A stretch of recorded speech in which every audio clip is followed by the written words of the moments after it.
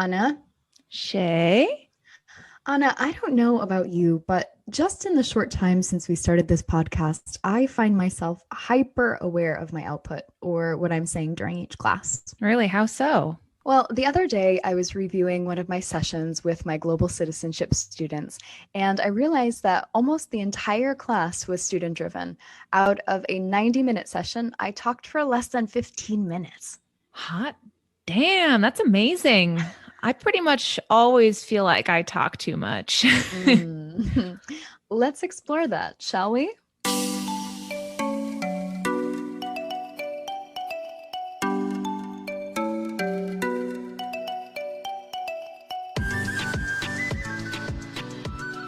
Hello, and welcome to the Teacher Think-Aloud podcast, a podcast for reflective practice for teachers of English around the world.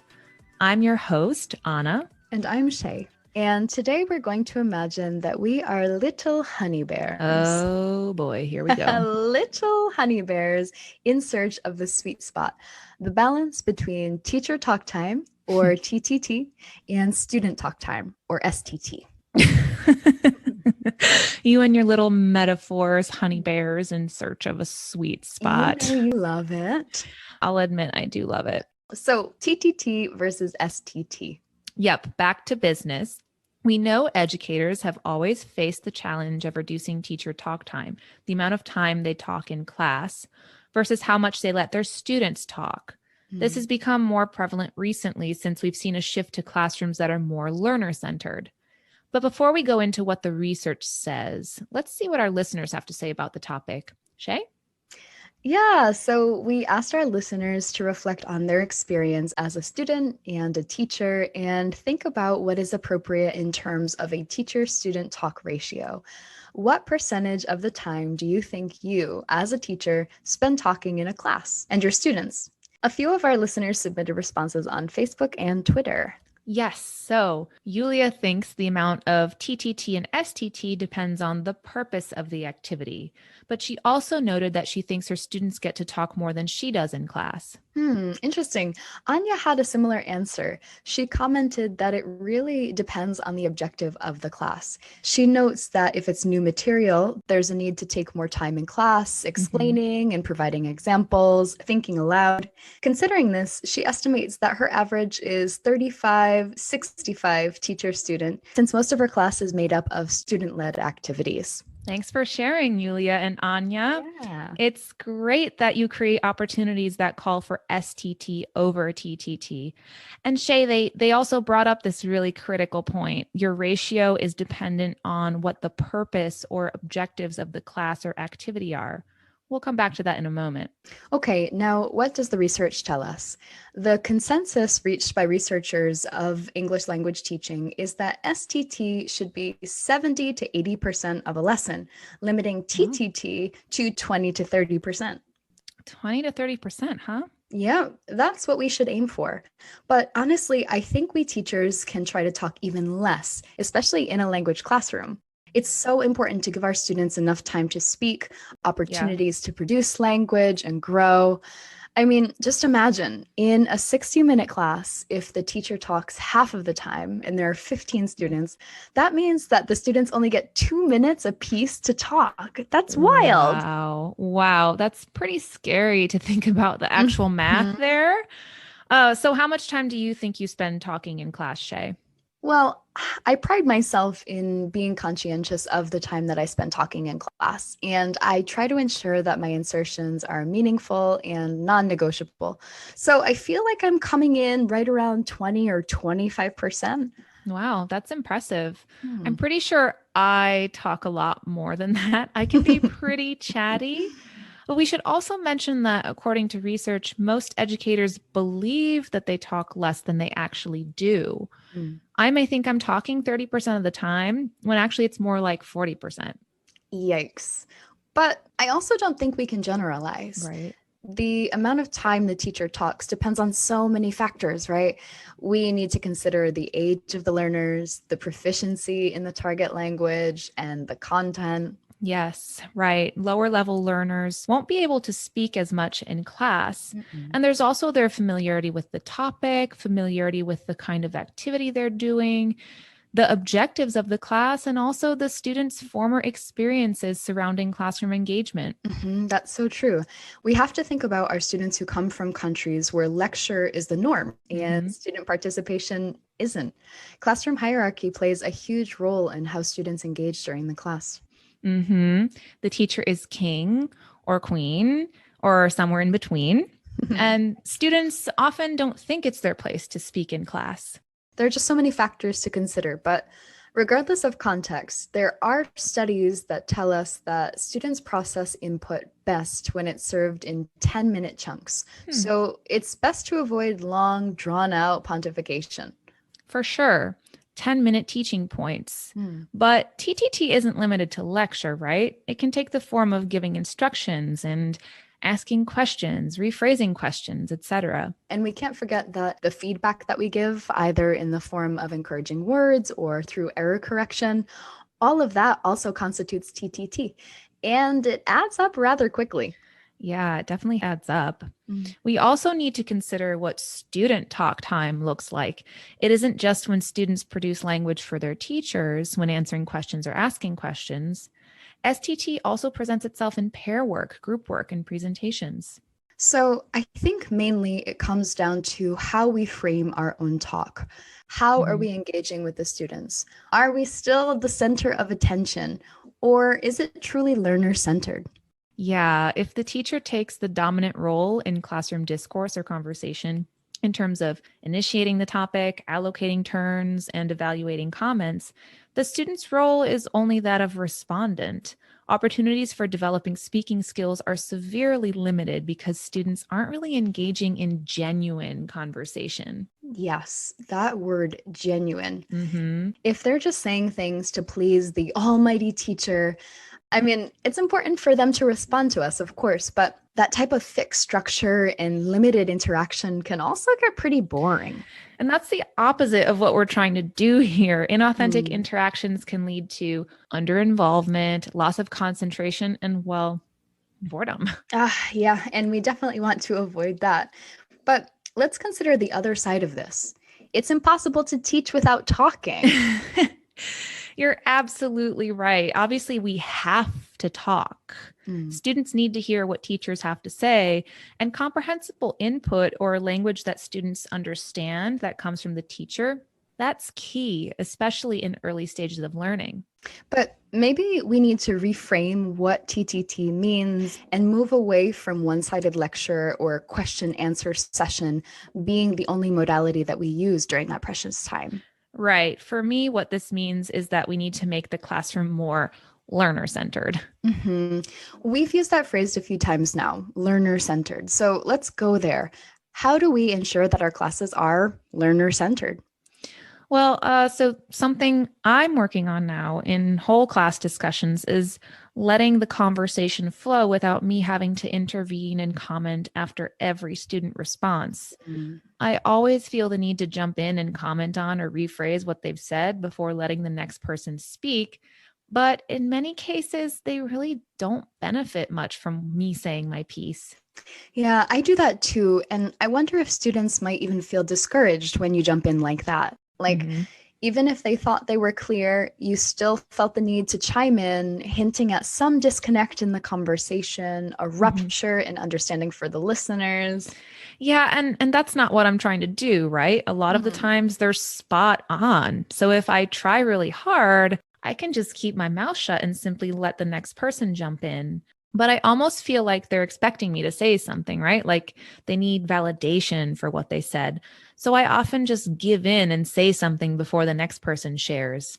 Honestly, Shay, it's so hard for me, but I consciously make an effort to just shut up. It sounds so mean, but we need to shut up and just let them talk.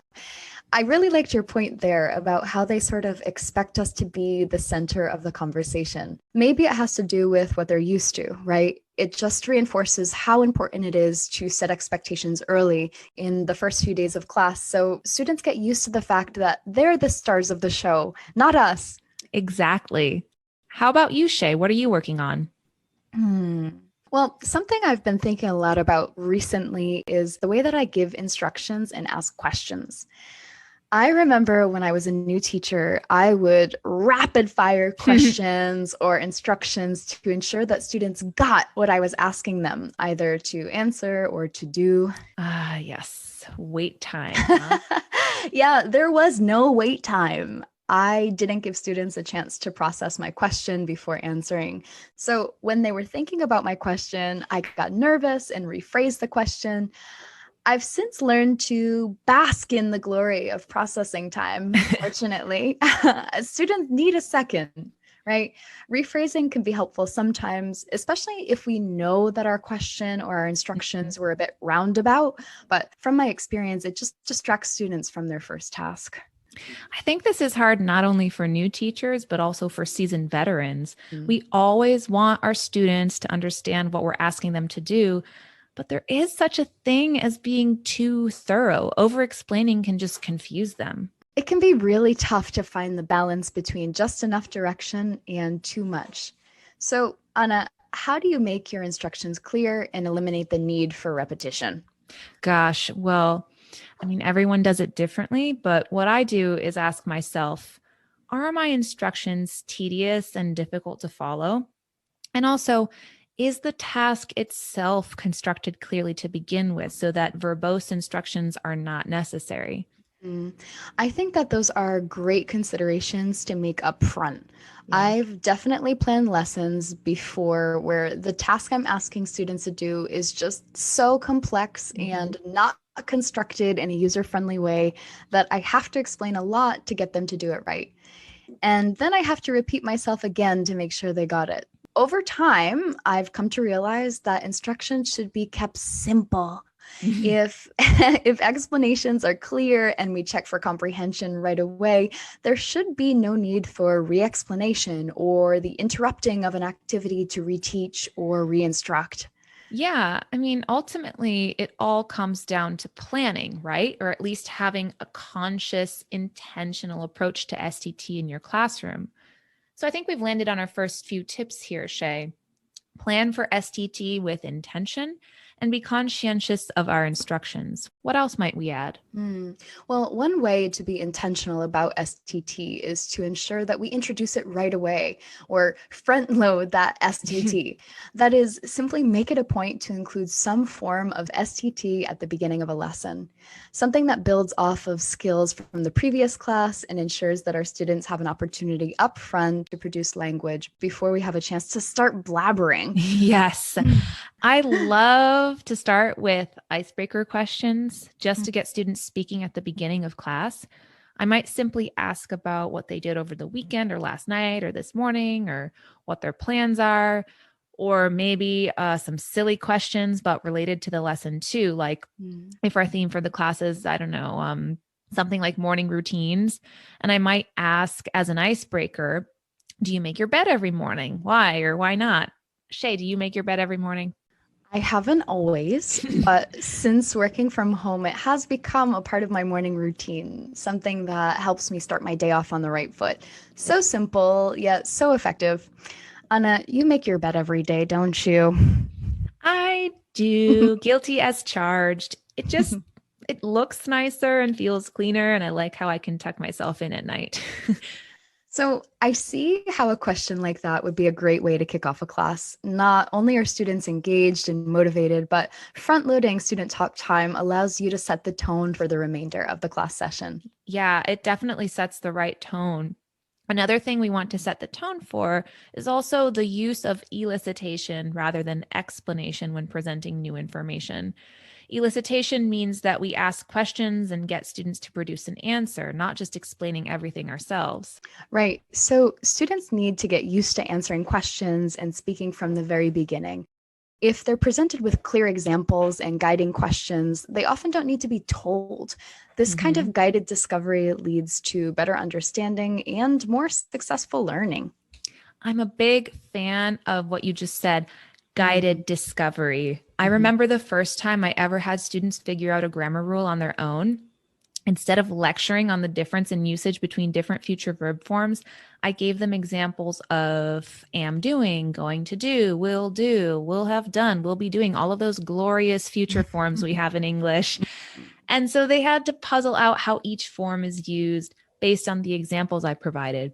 By the way, this was a high intermediate class. Do not try this with beginners. Wowzers. Yeah, I was going to say that's hard. I mean, it was hard even for them, but it was so much fun. I didn't tell them the answer until the very end, after they'd all agreed on a hypothesis for how each form is used.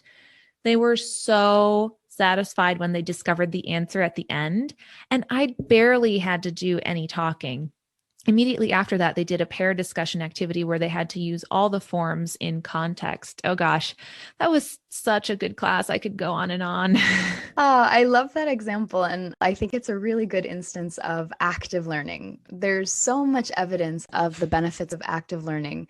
By getting students to be fully engaged in the learning process, they're more likely to retain information, improve their interpersonal skills, become better critical thinkers, and overall succeed in the course and in their personal development. So many benefits. A simple way to place an emphasis on active learning is to think about what you can get the students to do rather than what you can do for the students, and also to promote pair work so students need to negotiate meaning amongst themselves more. Yes, pair work is key. They can learn so much from each other, and the structure of pair work inherently means the teacher talks less. Mm-hmm. And it doesn't mean that teachers get a break during this time. Quite the contrary. We should spend our time listening in on student conversations as discreetly as possible and guiding when necessary, but not taking over their group conversations. That's a lot to balance, but it's definitely one of those things that we can consciously work on as teachers. Yeah, it is. I, for example, could go into my class one day with the intention of observing how I interact with students during group work, like when I stop at their group or enter their breakout room. What am I doing? Am I taking over? I've definitely gotten better over time at interjecting less and providing direction or support as needed, but mostly gaining insight into their collaborative learning process. Yes, even when our students are able to work on their own, we can still glean a world of insight from simply observing as they work together. You know, you got to creep on them sometimes. Such a creep, teacher. Another strategy we wanted to bring up for keeping our talk time in check is being more aware of time, both in the planning and facilitating of a lesson. Absolutely. When we plan a lesson, a really important piece is to indicate how much time we anticipate each activity taking and the roles for both the instructor and the students in each of the planned activities. How many of these activities require us, the teacher, to take on an active role? Nice. I'm also a huge advocate of planning out STT and TTT. And also, once we're implementing that lesson, we should make note of how much time we speak. Remember that 10 minutes is the sweet spot when it comes to most adult attention spans. So we should try to cut our instructional segment there or sooner if we can. And the beautiful part is that keeping pace is up to us. And speaking of that sweet spot, I think we've reached ours. I think that this conversation is one that we'll continue to circle back to since there are just so many moving parts and so many angles. Absolutely. We'll definitely come back to this. But before we go, a final opportunity for reflection for our listeners. Yes. So how do you keep your talk time in check? What are your strategies to increase student output? We welcome you to reflect on these questions and join the conversation on our various social media accounts. You can email us via our contact form at teacherthinkaloud.com or contact us via Twitter, Instagram, or Facebook. This podcast is truly about you, our listeners, so we welcome your reflections, questions, and ideas. For more resources and references on today's topic, take a look at our website and our podcast anchor page, anchor.fm/teacherthinkaloud. Thanks for joining us on the Teacher Think Aloud podcast. And until next time, happy teaching and happy reflecting.